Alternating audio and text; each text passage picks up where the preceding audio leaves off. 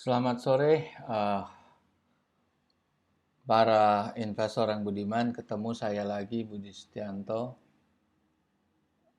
Kita hari ini akan tetap membahas saham-saham yang menjadi saham-saham yang lagi tren lah, yang sedang hot lah di market. Kita mengambil per hari ini tanggal 4 Maret saham-saham apa yang akan kita bahas, yaitu saham-saham yang mempunyai news yang bagus dan kebetulan sudah ada hampir 40 emiten yang sudah menerbitkan laporan tahunan 2020 dan itu ada laporan yang update dan yang kita bahas seperti seminar-seminar webinar kami sebelumnya adalah kita membandingkan antara harga existing daripada saham yang kita pilih dengan nilai wajarnya atau intrinsic value. Setelah seperti yang telah kami sampaikan sebelumnya bahwa saham-saham yang tercantum harganya itu adalah harga pasar, sedangkan kita sebagai investor sudah selayaknya kita harus mengetahui nilai wajarnya. Seperti Anda bisa menganalogikan Anda menginginkan mobil Avanza katakan tahun 2013 dan let's say harganya 100 juta harga pasarnya dengan kondisi tertentu. Nah, pada saat mana Anda ditawarkan mobil dengan tahun yang sama, merek yang sama, dan ditawarkan dengan harga 100 juta. Meskipun itu masuk ke harga pasar, tetapi apakah bijak bila Anda serta-merta langsung setuju dengan harga tersebut? Tentunya Anda tidak akan melakukan itu. Dan pada saat Anda ditawarkan, tentunya Anda ingin melihat fisiknya.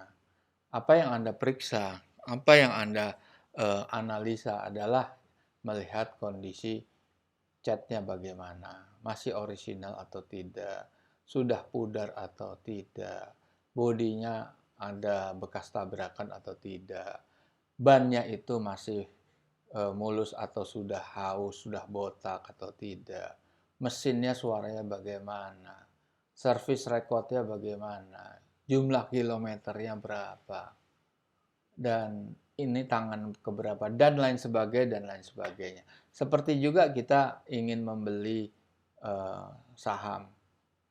Anda membeli, ya artinya saham itu sebetulnya sudah masuk bursa, itu udah saham bekas, udah secondary market.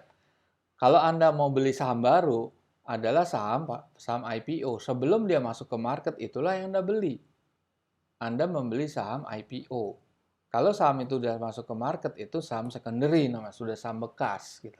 Nah sama, Anda membeli apapun, membeli sepeda motor, membeli rumah, membeli apapun kalau sudah kondisinya second hand, tentunya Anda ada analisa-analisa tertentu untuk memeriksa kelayak atau tidak barang itu sesuai dengan harga yang ditawarkan.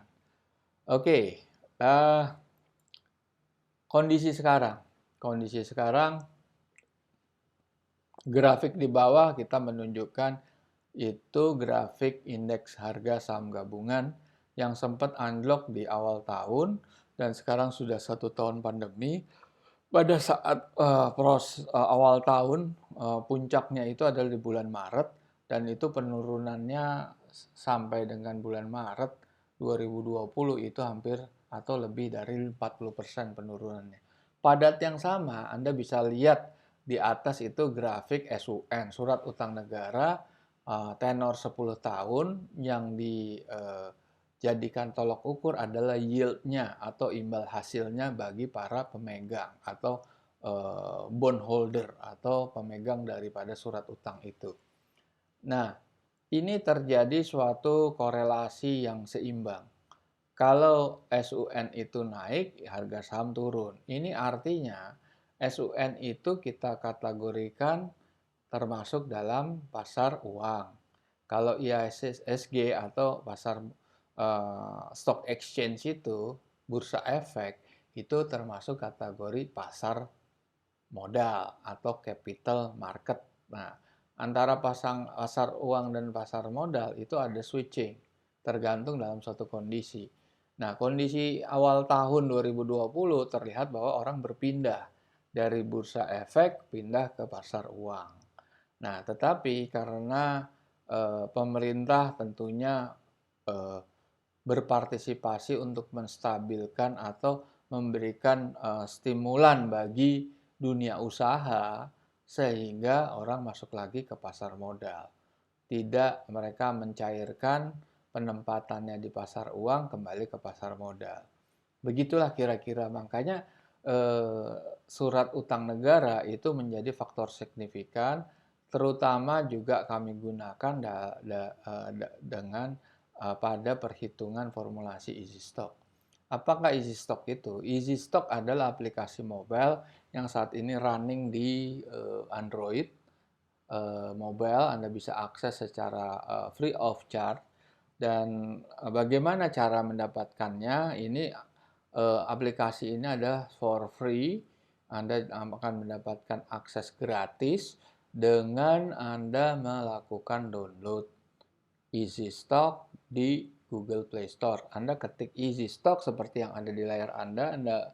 Anda klik yang gambarnya lingkaran merah hijau. Lantas Anda tinggal mendownload. Setelah download Anda tinggal membuka. Nah, Anda open. Oke. Munculnya pasti begini.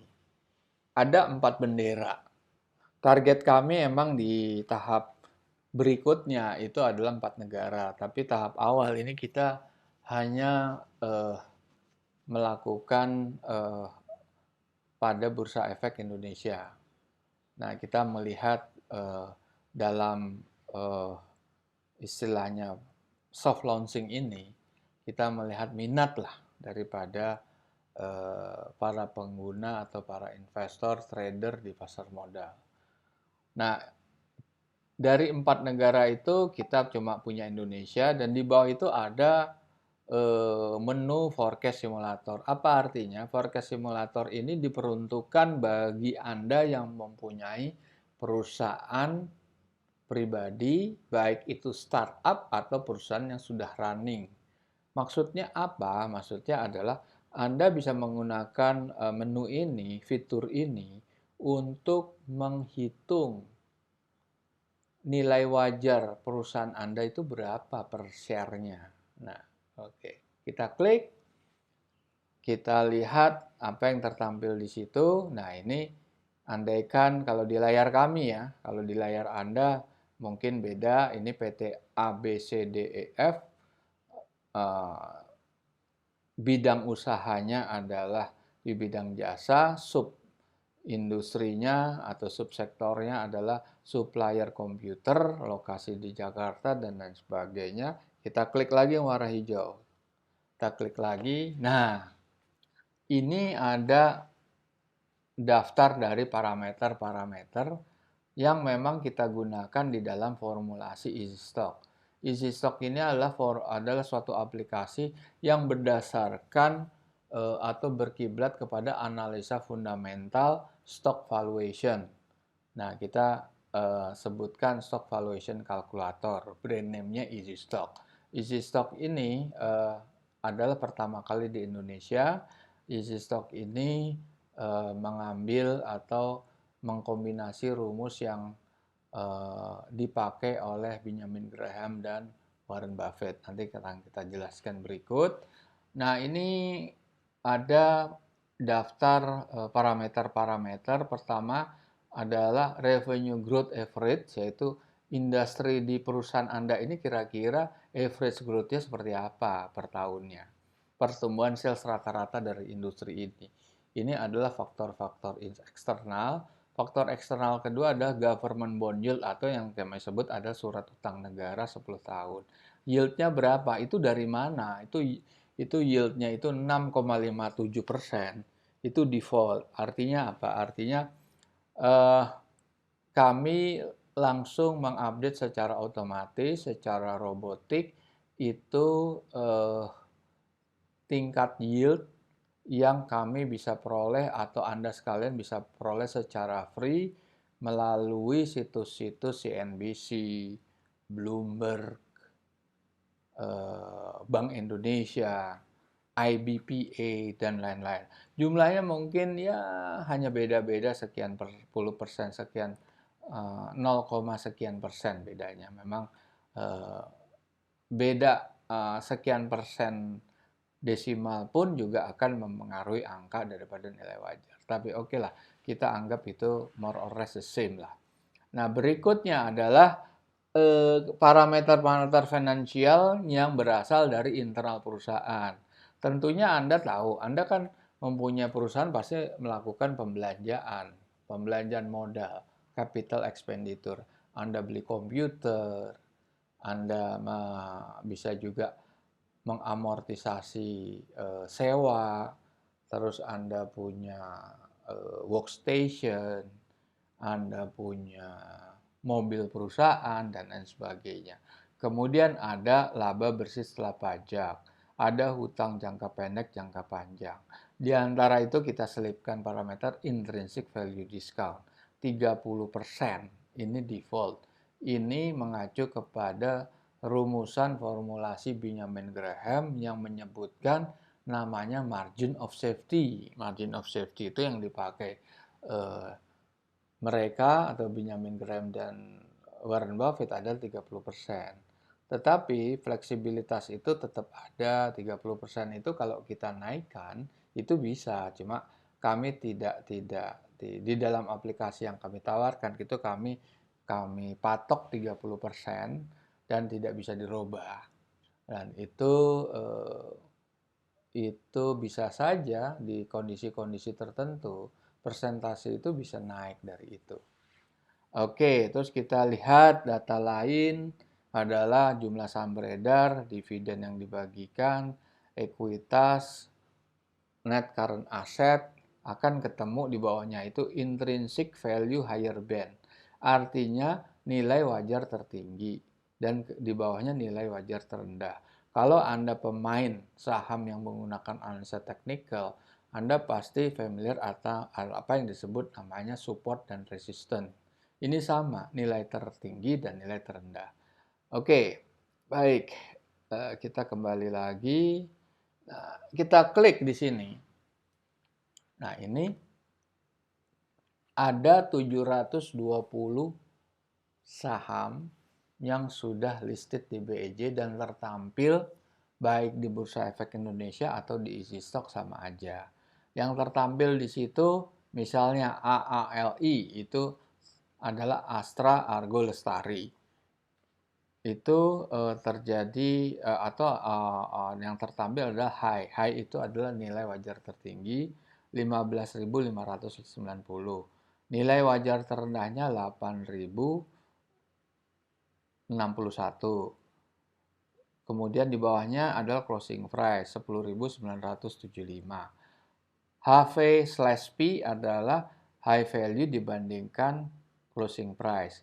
142% artinya apa? Itu ada potensial upside 42%. Artinya value dibagi dengan harga. Nilai wajar dibagi dengan harga. Di sebelahnya LV/P.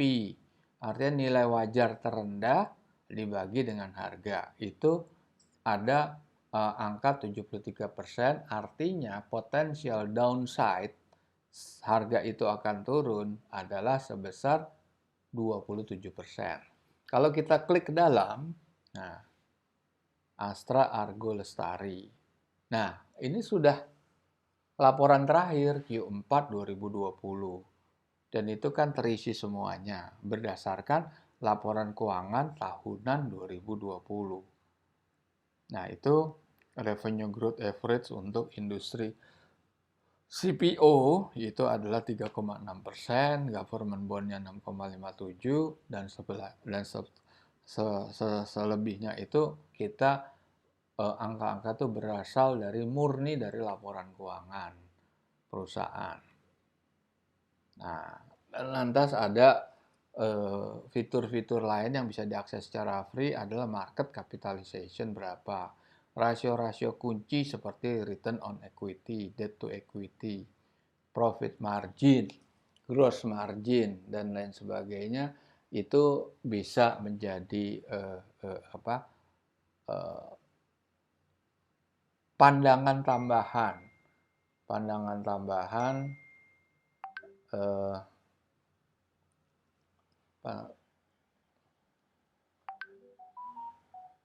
nanti akan kita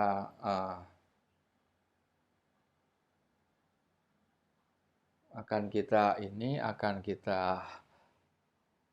jabarkan lagi lebih detail. Nah, ini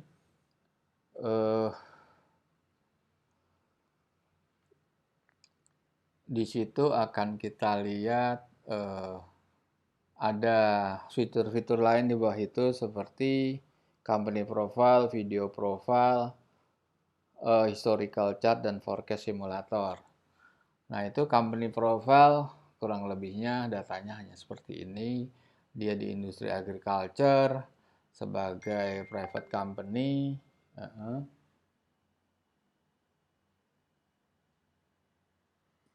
Sebagai private company di sektor plantation. Dan kita lihat fitur selanjutnya adalah historical chart.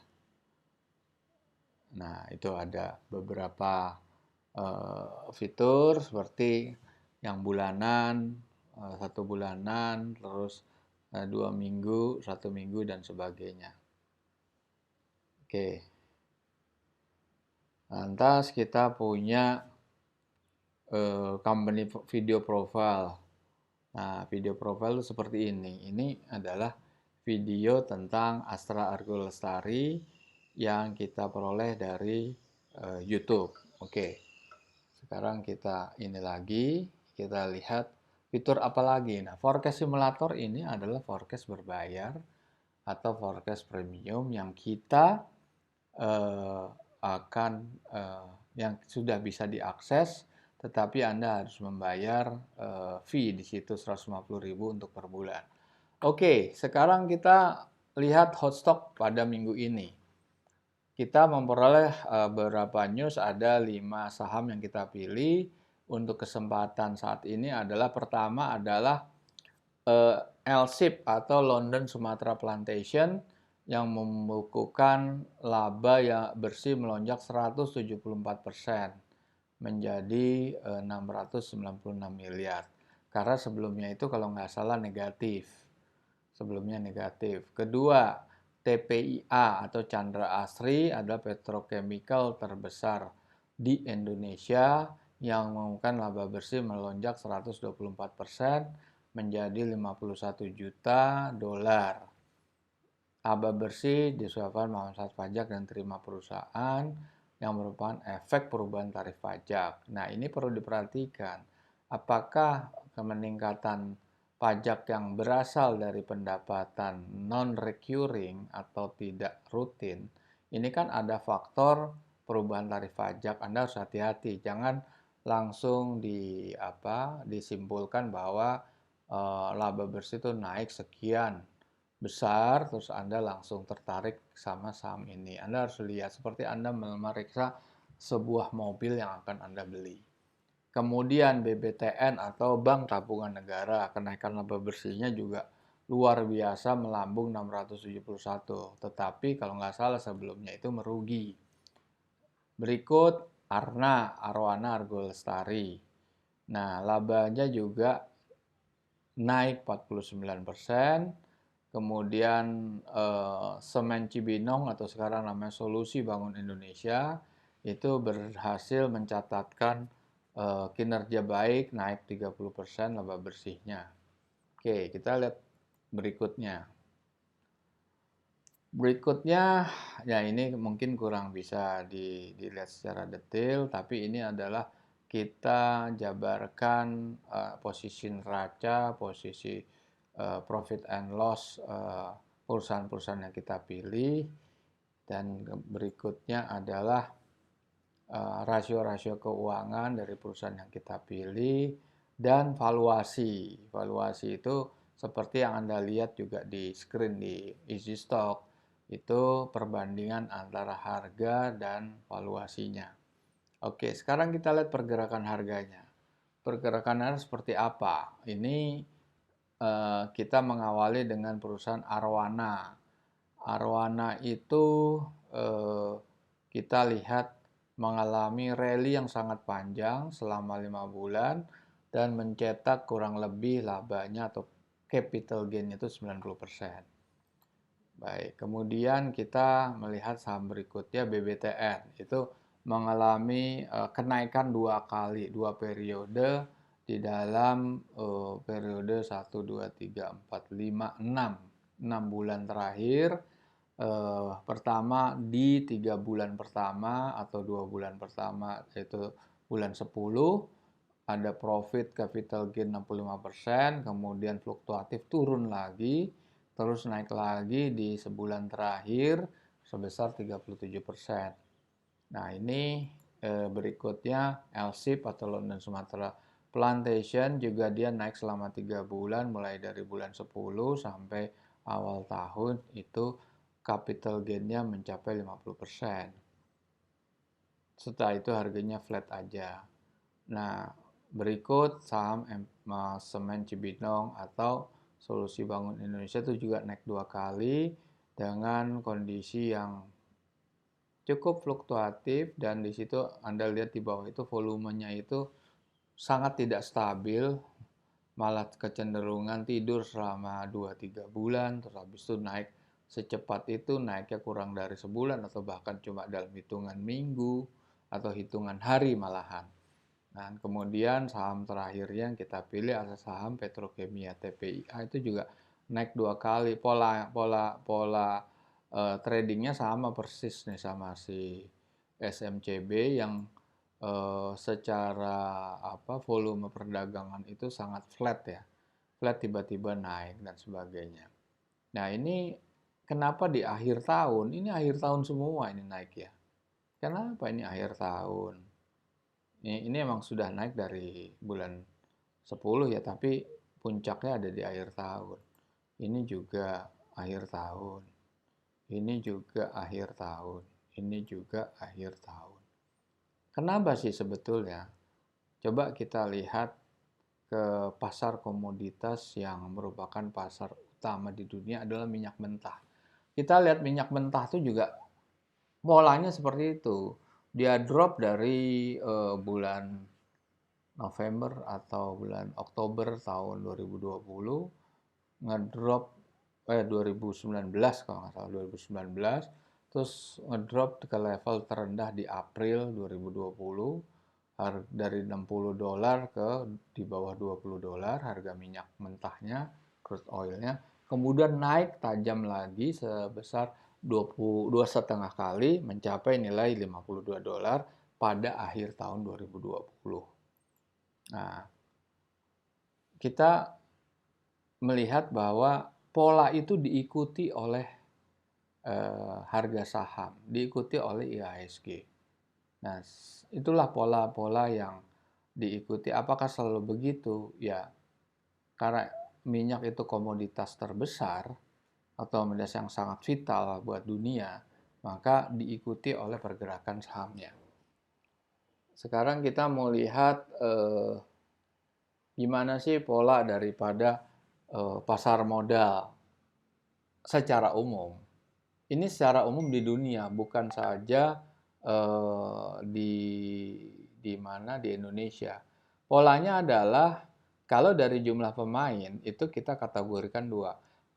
10% investor kelas kakap, investor institusional, atau seringkali disebut investor bandar, dan 90% sisanya adalah investor retail atau spekulan. Nah, apa yang mereka lakukan di market? Kalau yang 10% investor institusional itu melakukan analisa fundamental dan teknikal secara komprehensif. Kalau teknikal itu ada profesional, ada amatir. Kalau yang 10% investor itu tentunya mereka sangat profesional. Yang fundamental juga ada beberapa tingkatan analisa. Pertama yang umum, analisanya terbatas dan kurang lebihnya relevansinya itu juga rendah. Sedangkan yang kami gunakan adalah stock valuation calculator, yaitu easy stock. Kemudian fundamental kualitatif, artinya tidak menekankan kepada nilai wajarnya karena mereka tidak bisa dikuantify. Analisanya itu abstrak. Kualitatif itu ya analisa yang berdasarkan gaya manajemen dari pimpinan perusahaan, nilai dari brand daripada produk perusahaan, banyaknya jumlah cabang, luasnya cakupan distribusi, behavior daripada kliennya, dan lain sebagainya.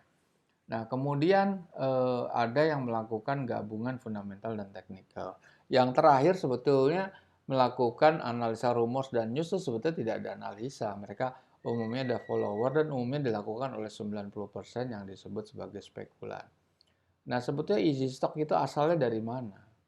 Asalnya easy stock itu adalah berdasarkan paham Benjamin Graham. Dia adalah penulis buku Investment Classic, Security Analysis, dan Intelligent Investor.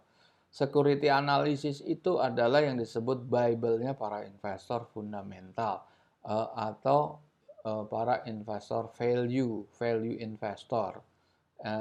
Investor yang betul menitik beratkan kepada nilai wajarnya atau intrinsic value. Nah, Benjamin Graham adalah seorang guru besar di Columbia University yang sekaligus adalah mentornya atau gurunya Warren Buffett. Warren Buffett muda itu pernah bekerja magang di security company-nya Benjamin Graham. Nah, Warren Buffett itu merupakan investor yang saya pikir semua pemain saham itu tahu dan kenal siapa beliau. Beliau adalah investor terkaya di dunia yang masuk ke dalam Fortune 400, 500, 10 besar selama 30 tahun atau bahkan lebih. Nah, dalam 30 tahun itu Warren Buffett selalu menempati ranking 5 besar. Nah, mungkin sekarang karena usianya sudah 80 tahun lebih, posisinya banyak digeser oleh pemain-pemain muda seperti generasi pemilik Amazon, generasi pemilik Tesla atau Elon Musk, Bill Gates sebetulnya sudah masuk generasi yang tapi setelah Warren Buffett sebetulnya karena usianya juga terpaut jauh, mungkin usia terpaut hampir 20 tahun kali dengan Warren Buffett. Nah, Warren Buffett sendiri di dalam sebuah buku yang berjudul Warren Buffett Speak, karangan Janet Lau, itu gaya investornya beliau adalah mengacu pada 85% Benjamin Graham dan 15% Philip Fisher. Nah, security analysis ini adalah analisa kuantitatif. Analisa kuantitatif yang menganalisa balance sheet suatu emiten dan profit and loss emiten. Berikut juga cash flow statement-nya. Nah, sedangkan bisnis analis itu yang kalau menurut gaya investment Warren Buffett itu 15% berasal dari seorang pengarang buku namanya Philip Fisher. Bukunya adalah Common Stock and Uncommon Profit. Nah, kalau market analysis itu adalah suatu kiblat yang dilakukan oleh analisa atau analis teknikal yang menggunakan grafik atau kita sering disebut mereka sebagai chartist gitu.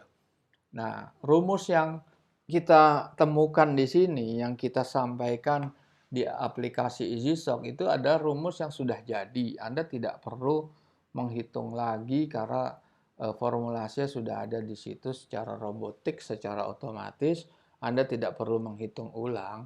Akan tetapi dalam kesempatan ini kami juga memberikan pandangan kira-kira rumusan itu berasal dari mana atau rumusan itu konsepnya seperti apa. Nah, itu Anda lihat di screen how stock valuation works. Itu berasal dari quarterly financial report yang dirilis oleh BI.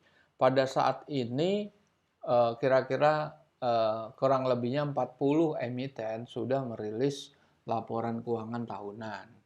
Nah, laporan keuangan tahunan tentunya full year dalam 12 bulan.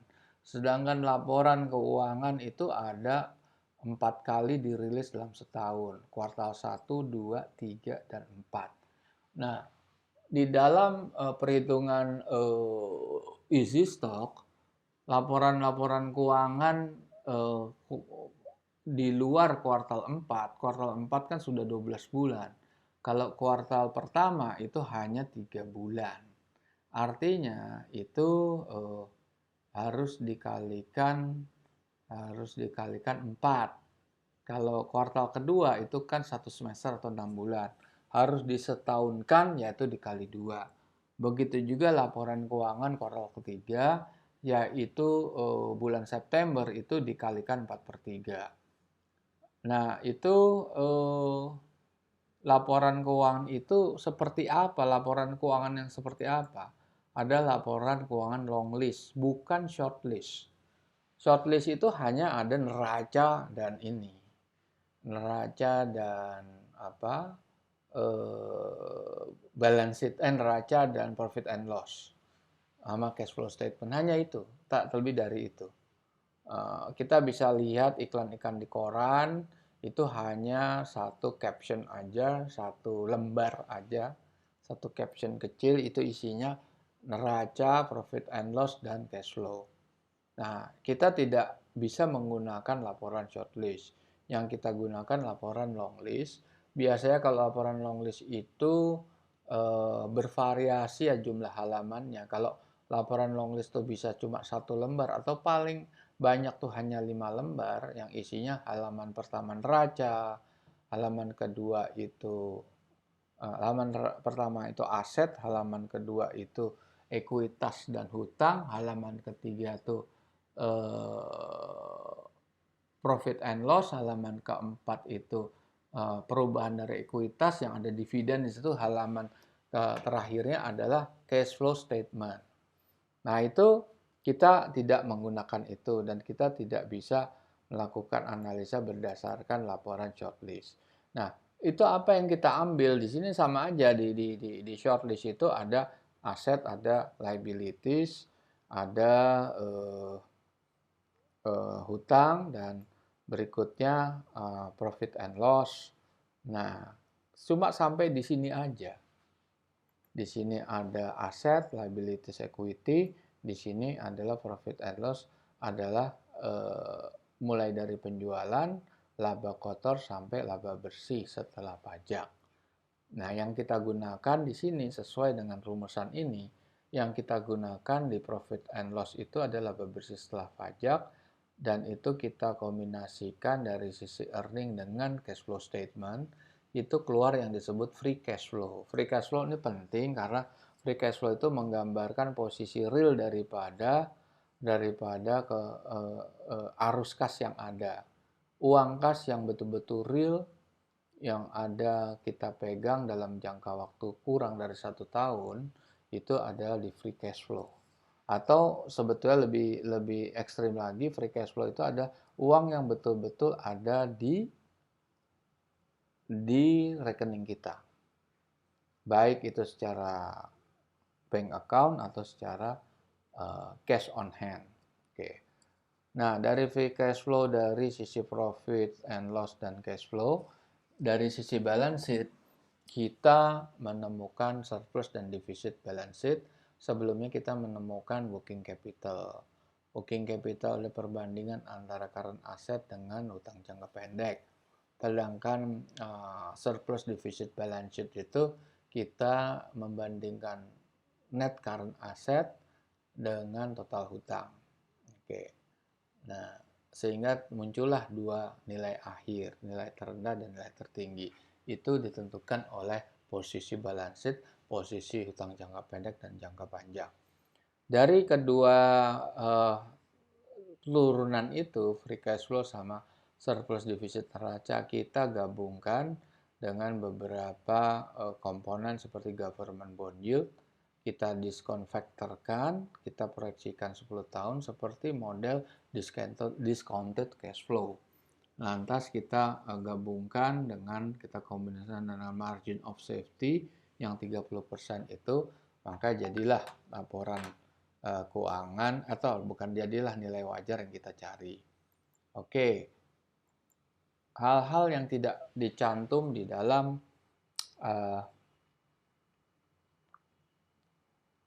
laporan keuangan shortlist. Di sini kan kita mengambil contoh saham BTN atau saham perbankan.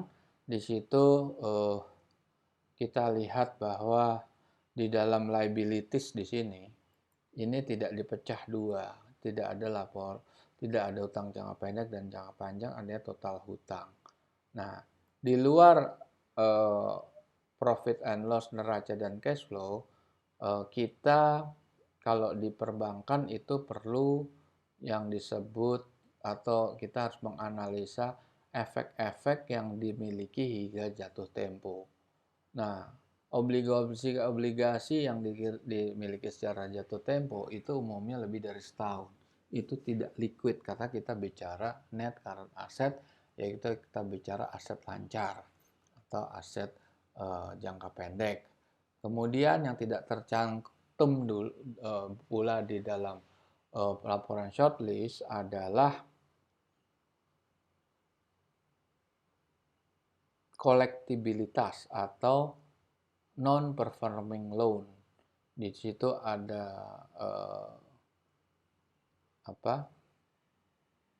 itu kan ada statusnya ya, status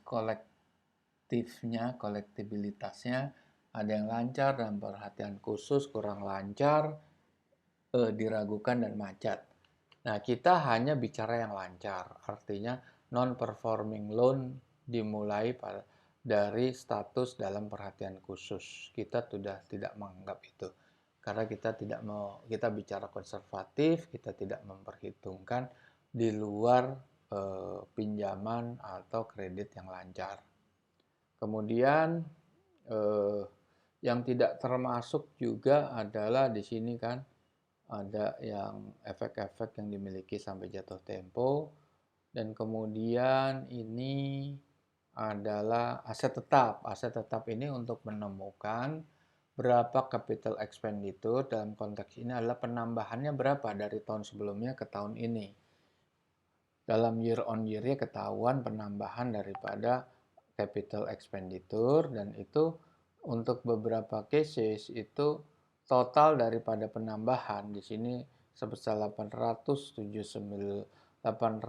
miliar, itu ada aset dalam penyelesaian sebesar 54 miliar, dan aset hak guna itu harus dikurangkan. Jadi yang kita pakai bukan 880 tapi 750 miliar. Begitu di bawahnya untuk menemukan akumulasi penyusutan, yaitu penyusutan yang bertambah dari tahun sebelumnya. Oke. Iya, ya, inilah yang kita temukan, penyisian. Nah, ini juga di dalam profit and loss juga tidak tercantum kadangkala di dalam laporan awal, di dalam laporan shortlist, yaitu penyisihan atau pembelekan kerugian penurunan nilai aset keuangan. Itu umumnya tidak ada, padahal ini suatu komponen yang harus kita kombinasikan ke dalam formulasi. Berikut adalah biaya operasional atau pendapatan operasional lainnya. Di dalam konteks ini adalah kerugian atas penyelesaian kredit yang bermasalah. Nah, ini tidak bisa kita temukan di situ. Nah, berikut adalah tadi kita bilang di sini juga ada historical chart. Kita kalau di aplikasi historical chart hanya sampai 6 bulan, tetapi kita bisa tampilkan di dalam presentasi ini adalah mulai dari 10 tahun ke belakang. Nah, 10 tahun ke belakang itu itu kalau saham Arwana atau saham Arna, itu kita lihat grafiknya itu yang hijau itu harga, yang biru itu adalah nilai wajar tertinggi, dan yang merah itu nilai wajar terendah. Nah, itu kelihatan bahwa pergerakan itu di akhir eh, tahun ini atau pada saat itu tuh meningkat harga dan valuasinya. Nah, itu kita lihat juga di sini misalnya Arna. Arna itu oke. Kita lihat Arna tertingginya 952, terendahnya 932. Di situ ada 124% dan 121%. Itu artinya harga valuasinya nilai wajarnya melebihi dari closing price, berarti tidak ada downside. Potensial downside relatif tidak ada, dan yang ada upside bergerak dari 21 ke 24% saat ini. Karena harga masih naik terus. Oke, kalau kita buka, ya sama seperti yang kita buka, seperti emiten-emiten sebelumnya, itu akan kita temukan nilai wajarnya seperti itu.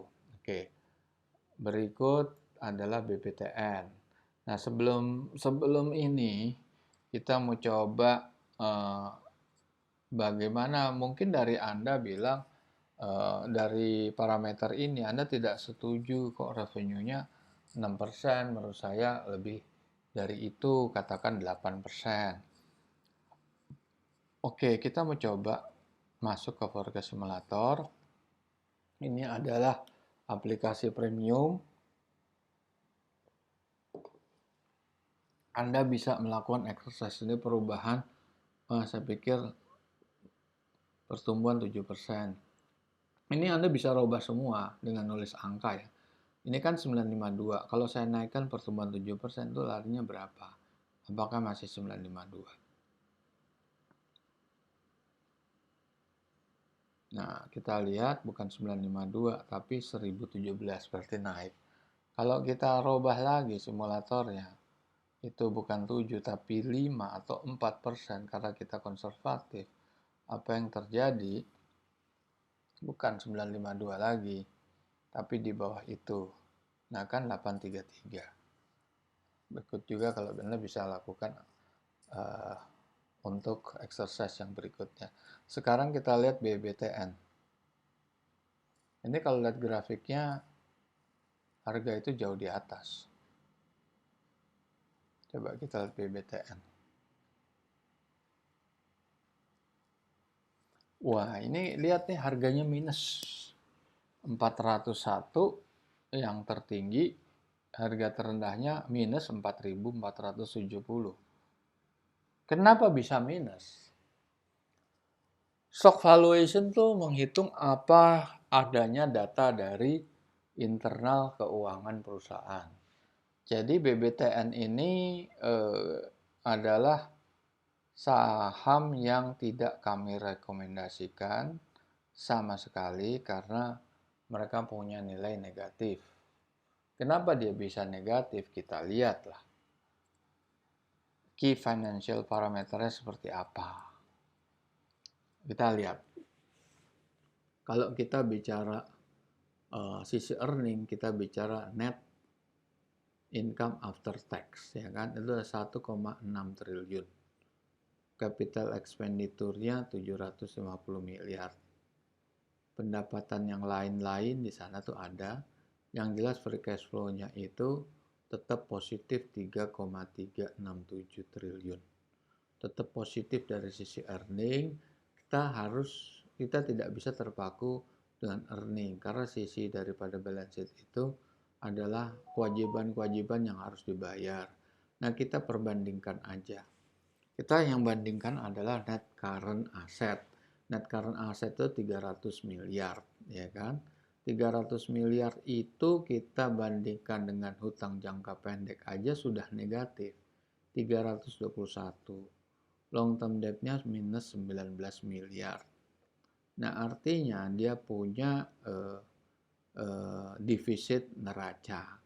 Nah, kalau defisit neraca kita gabungkan seperti yang saya tunjukkan di dalam rumus ini, rumus ini defisit neracanya ini cukup besar, cukup dalam, karena dari working capital jadi udah negatif, ditambah 19 atau 20 triliun lagi, sehingga kemungkinan besar dana atau defisit neraca itu tidak sanggup dipenuhi oleh cash flow yang hanya 300 miliar kurang. Nah, itu yang terjadi, kenapa ujung-ujungnya BBTN ini bisa mengalami defisit atau nilai wajarnya negatif. Di situ bisa kelihatan. Di sini juga rasio-rasionya. Anda bisa lihat semuanya gitu rasio-rasionya. Return on equity 8%, debt equity tinggi, memang Bang rata-rata tinggi, profit marginnya 6,3, gross marginnya relatif sama, net working capitalnya kecil, return on assetnya juga di bawah 0, di bawah 1, ya ini yang menyebabkan kekuatan earning itu tidak bisa menutupi kerugian atau defisit daripada neracanya. Oke, kita lihat berikutnya L-shape. Kita bisa lihat di sini L-shape juga, posisi L-shape seperti apa. Oke, kita lihat. Oke, L-shape itu kalau kita lihat di gambar ini, itu dia punya potensial upside-nya cuma 9%, sedangkan potensial downside-nya 15%. Meskipun ada kenaikan yang luar biasa daripada net profit-nya, tetapi kalau sebelumnya negatif ya apa artinya kenaikan? Tentunya kenaikan itu di dalam perhitungan kami itu tidak menghasilkan suatu prospek yang menarik karena potensial upside-nya hanya 9%. Nah, ini kelihatan di sini. Dia punya free cash flow positif, tapi neracanya itu sebetulnya masih positif karena 2 triliun dibanding 1 triliun. Itu masih positif, tapi karena harganya sudah terlalu tinggi, artinya saham ini kurang menarik lah, kurang menarik untuk dikoleksi ke depan. Nah, itu kan karena harganya sudah 1.325. Nah, oke, Anda mestinya kalau lihat dari saham L-shape BBTN ya. Nah, ini sebetulnya BBTN itu naik terus, itu tidak ada artinya di mata fundamental. Bisa aja Anda tetap membeli katakan saham ini, tapi kita nggak tahu cerita di belakangnya setelah ini seperti apa. Anda bisa berasumsi ini BUMN didukung oleh Menek BUMN, whatever itu, kita tidak masuk ke ranah itu karena ranah kita hanya murni angka, murni kuantitatif analisis. Nah, itu kalau kita lihat, itu kalau dari sisi fundamental saham ini nggak akan kita lihat. Nah, berikut L-shape. L-shape tuh naik terus nih dari 3 bulan, mulai dari bulan 10 sampai bulan akhir sampai di Januari awal. Nah, itu kalau kita beli katakan di level 900-an, itu masih masuk akal. Saham itu sangat menarik kalau Anda beli di sini. Tapi waktu Anda beli di sini, Anda kan belum tahu laporan keuangannya seperti apa. Anda baru tahu laporan keuangan itu dirilisnya itu adalah akhir Februari atau Maret di tahun berikutnya. Nah, kenapa saham itu naik? Karena ya investor institusi bisa jadi mereka melakukan kegiatan yang dilarang, yaitu insider trading. Dia sudah memperoleh informasi lebih awal bahwa performa perusahaan itu naik. Labanya naik, yang tadi sebelumnya merugi, dia terus bisa mencetak laba. Otomatis ya karena mereka tahu informasi lebih awal, ya otomatis mereka lebih awal masuknya daripada kita. Nah, inilah pertanyaan yang sering terjadi di analisa fundamental. Karena pada prinsip yang kami buat di dalam easy stock adalah suatu informasi yang betul-betul baru dirilis atau sudah dirilis oleh otoritasnya. Otoritas adalah Bursa Efek. Nah, kalau belum ada di situ, ya bisa mungkin kita cek ke websitenya L-shape London Sumatera. Kalau nggak ada ya kita tunggu di BEJ, di Bursa Efek Indonesia. Nah, kalau Kalau orang lain sudah tahu ya itu memang saya bilang kami ini kan bukan kelas investor bandar. Kami hanya menyediakan suatu tools yang berdasar informasi-informasi yang merupakan data umum dan kita melakukan beberapa periode updating. Dan updating itu memang tergantung dari kecepatan rilisnya dari report dan kecepatan daripada kita untuk melakukan modifikasi data. Nah, itu sangat tergantung. Di sini memang jujur kami mengalami shortage daripada tenaga untuk pengolahan data, terutama data-data entry. Nah, oleh karena itu kita juga mengucapkan apa ya, menyatakan bahwa memang kita mengalami beberapa kekurangan karena eh, laporan keuangan itu tidak bisa kami peroleh secepat itu. Apalagi sebelumnya udah nggak mungkin. Itu melanggar sebetulnya. Kalau sebelum dia dirilis, itu bisa dikategorikan sebagai insider trading.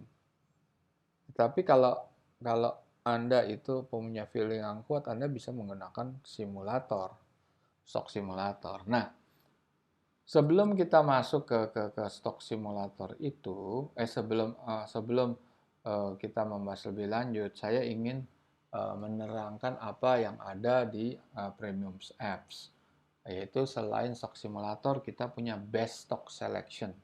Kita bisa memilih saham-saham apa yang menurut kita menarik. Tapi Anda harus mengikuti default yang ada pada kami. Yaitu best selection itu bisa di sort berdasarkan under value, berdasarkan tingkat dividen atau over value. Under value Anda sudah tahu ini harga valuasinya lebih tinggi daripada atau nilai wajarnya lebih tinggi daripada harganya. Artinya barang ini masih murah. Kalau over value sudah kemahalan. Nah, kemudian ada beberapa komponen-komponen di sana, stock price, net current asset, free cash flow, dan beberapa rasio-rasio keuangan yang Anda bisa robah. Oke. Dan berdasarkan volume, berdasarkan industri, Anda mau pilih industri mana, properti atau perbankan gitu.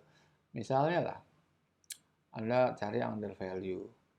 Terus oke lah kita skip dulu, dividen kita nggak perlu. Revenue growth kita mau yang tumbuh 2%. Terus return on equity-nya kalau bisa yang ya bangsanya 7%.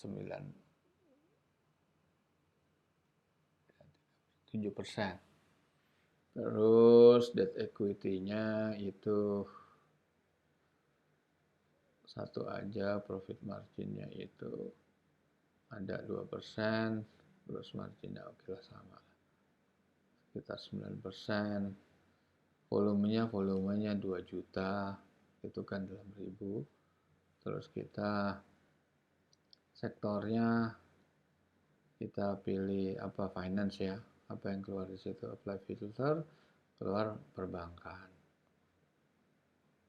Bank Jabar, Bank BRI. Sekarang kita coba kita masuk ke industri yang lain, kita lihat properti, ada nggak ada properti yang masuk kategori itu. Tentunya properti juga trade and service ada nggak?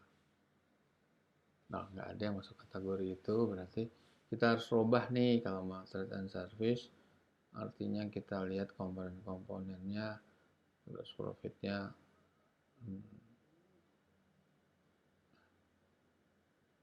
Ini saja, ini marginnya nggak apa-apa lah, 0. Terus ini satu aja mungkin ya, 1 juta. Dan nggak bisa juga, katakan nih default aja, nih yang mau kita match. Oke, ini berarti ada hal yang harus kita robah, sorry harus kita robah under value.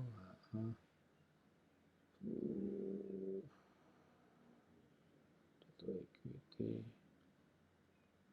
Nah, kita lihat properti coba ya. Nah, ada kan? Adikarya, Aman, APLN, Army, dan sebagainya.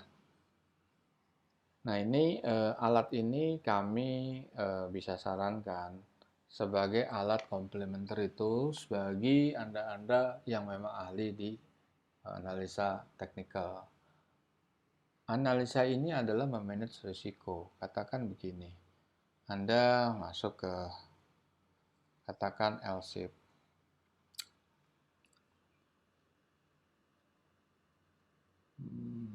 Chart L-shape.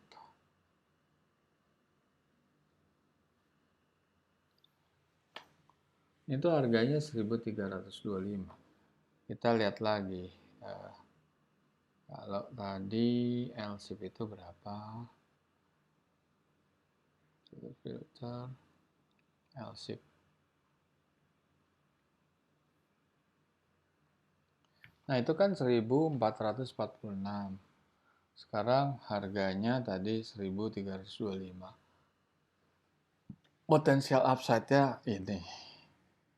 Nah, ada yang saham-saham misalnya BBTN itu sebenarnya nggak perlu Anda beli.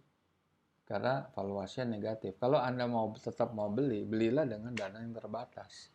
Jangan beli dengan agresif. Atau paling tidak dalam jangka pendek Anda bisa menjual. Kalau Anda tidak mengetahui itu berat sekali. Kayak BBTN itu kan saham yang secara fundamental dia negatif. Tapi masih naik terus kan. Nah, ini kan sama sih naik terus. Tapi kalau Anda masuk ke saham bumi, yang saham ini juga saham spekulatif, yang secara ini saham ini adalah saham yang fundamentalnya negatif. Nah, lihat aja dari sini. Ini nilainya sebetulnya 50. Valuasi saham bumi itu negatif, artinya kalau harga kan nggak ada negatif. Harga paling rendah tuh 50. 50 dalam waktu sekian minggu, nggak sampai sebulan, naik ke 156, kemudian anjlok lagi ke 61. Nah, ini bagaimana kalau Anda beli di level, katakan nggak usah lah 150, tapi Anda di level 90 sampai 100. Apakah harga itu kembali? Setahu saya, ini harga ini selama berminggu-minggu di dalam analisa bulan tuh hanya 50 terus. Dia itu tidak pernah naik sebetulnya. Kalau tidak naik, ngapain Anda beli? Ini kan bisa berisiko ya. Berisiko bagi Anda yang tidak mengetahui apakah saham yang Anda pilih itu nilai wajarnya berapa. Seperti Anda beli mobil Avanza harganya 100 juta, Anda main beli secara online. Atau katakan nih punya saudara atau apapun lah bahasanya, punya kenalan, saya kenal, ternyata pas Anda coba baru berjalan seminggu mogok, baru jalan seminggu Anda harus ke bengkel ganti owner deal yang bisa harganya puluhan juta. Karena Anda tidak lihat, yang kelihatan bodinya aja di foto mulus, interiornya mulus, Anda tak tahu mesinnya. Nah, sama untuk saham pun Anda juga harus melakukan hal yang kurang lebihnya sama seperti Anda beli mobil. Masa Anda tidak periksa? Kalau di saham Anda periksa yang disebut eh, laba bersihnya berapa, lantas penjualannya berapa, hutangnya berapa. Tapi yang jelas itu kan hanya data-data mentah sebelum diolah. Anda harus tahu free cash flow-nya berapa. Anda tahu apakah tuh neraca defisit atau tidak, working capital-nya tuh defisit apa surplus. Kalau Anda tidak mengetahui itu, Anda akan beli hanya melihat atau menjadi follower daripada harga yang sudah naik.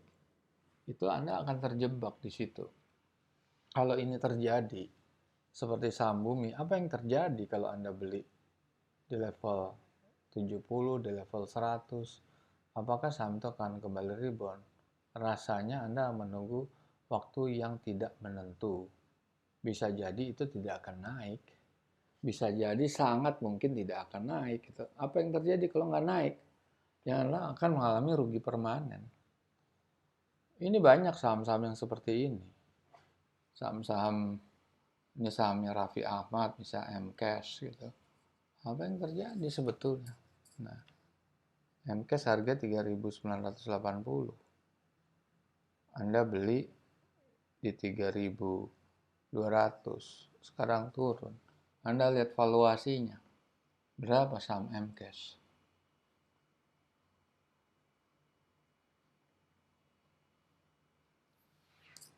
Saham MCAS tuh nilai tertingginya cuma 357, katakan 400. Sekarang harga 10 kali lipat. Apakah Anda mau beli? Kalau Anda ingin mengikuti apa yang Anda yakini di dalam grafik, silahkan. Tapi kalau Anda bisa menggunakan easy stock ini sebagai kontrol, Anda jangan perlu beli banyak-banyak. Karena apapun namanya investasi, dananya terbatas. Begitu kira-kira para pemirsa yang budiman, kita ketemu di lain kesempatan. Bisa Anda akses di YouTube kami Easy Stock atau Budi Setianto. Dan kami sudahi kesempatan ini. Assalamualaikum warahmatullahi wabarakatuh.